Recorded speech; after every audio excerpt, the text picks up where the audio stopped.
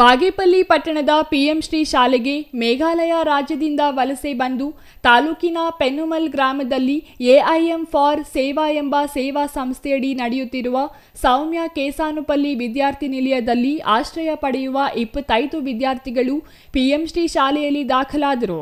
ಈ ವೇಳೆ ಮಾತನಾಡಿದ ಶಾಲೆಯ ಮುಖ್ಯ ಶಿಕ್ಷಕ, ಇದು ವಿಶ್ವಸಂಸ್ಥೆಯ ಆರ್ಥಿಕ ಮತ್ತು ಸಾಮಾಜಿಕ ಮಂಡಳಿಯೊಂದಿಗೆ ವಿಶೇಷ ಸಮಾಲೋಚನಾ ಸ್ಥಾನಮಾನದಲ್ಲಿರುವ ಸರ್ಕಾರೇತರ ಸಂಸ್ಥೆಯಾಗಿದೆ.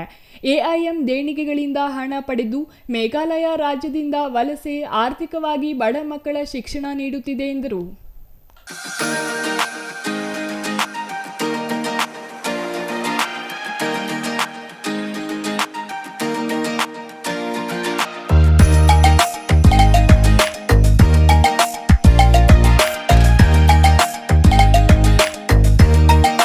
ವಲಸೆ ಬಂದ ಮಕ್ಕಳೆಲ್ಲರೂ ಪಿಎಂ ಶ್ರೀ ಸರ್ಕಾರಿ ಮಾದರಿ ಹಿರಿಯ ಪ್ರಾಥಮಿಕ ಶಾಲೆಗೆ 25 ವಿದ್ಯಾರ್ಥಿಗಳನ್ನು ದಾಖಲಾತಿ ಪಡೆದಿದ್ದಾರೆ ಎಂದರು.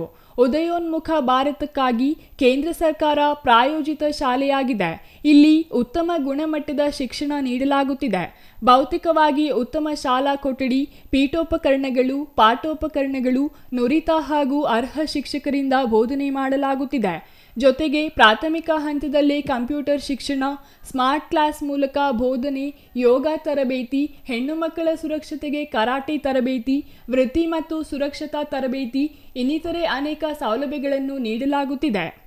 ಉಚಿತ ಸಮವಸ್ತ್ರ, ಪಠ್ಯಪುಸ್ತಕ, ಉಚಿತ ಶೂ ಮತ್ತು ಸಾಕ್ಸ್ ವಿತರಣೆ ಇನ್ನಿತರೆ ಸರ್ಕಾರದ ಉಚಿತ ಸೌಲಭ್ಯಗಳ ಜೊತೆಗೆ ಗುಣಾತ್ಮಕ ಶಿಕ್ಷಣ ನೀಡಲಾಗುತ್ತಿದ್ದು, ವಿದ್ಯಾರ್ಥಿಗಳ ಉದಯೋನ್ಮುಖ ಬೆಳವಣಿಗೆಗಾಗಿ ಶಾಲಾ ವಿಶೇಷ ಕಾಳಜಿ ವಹಿಸಿದೆ.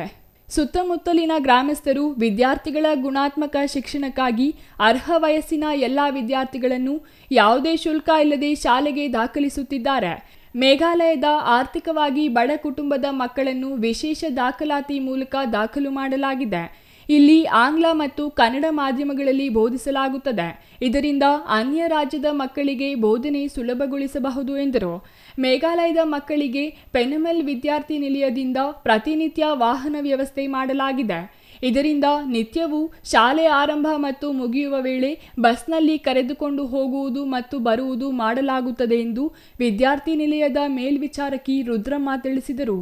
Ganesh R, CTV news, Bagepalli.